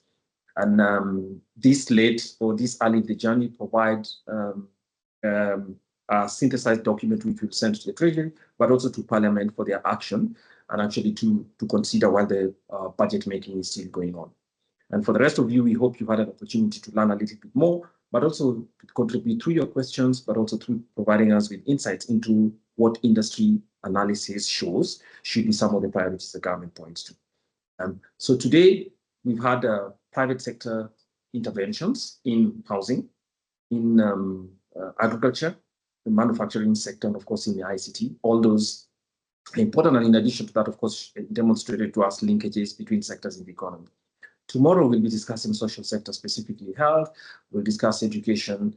We'll discuss health, we'll discuss education and a few other sectors at the same time. So if you have an opportunity as well tomorrow, please join us at 9 o'clock in the same place, 9 to 11. We'll be having that discussion.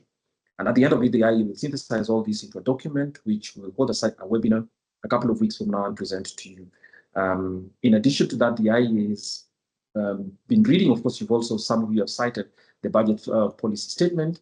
In its latest iteration, we have looked at it and we have a synthesis and an analysis of that, which we'll post together with some of the content from these webinars next week. So, ladies and gentlemen, once again, please join me in thanking our panelists who've done a fantastic job, to be honest. And you give them a thumbs up, or you can use the, the emoji related to clapping and give them an applause. And I thank you all for being here. Once again, to Miriam, Timothy, Valerie, and David, thanks for honoring the IEA, and we hope to see you all soon. Have a good afternoon.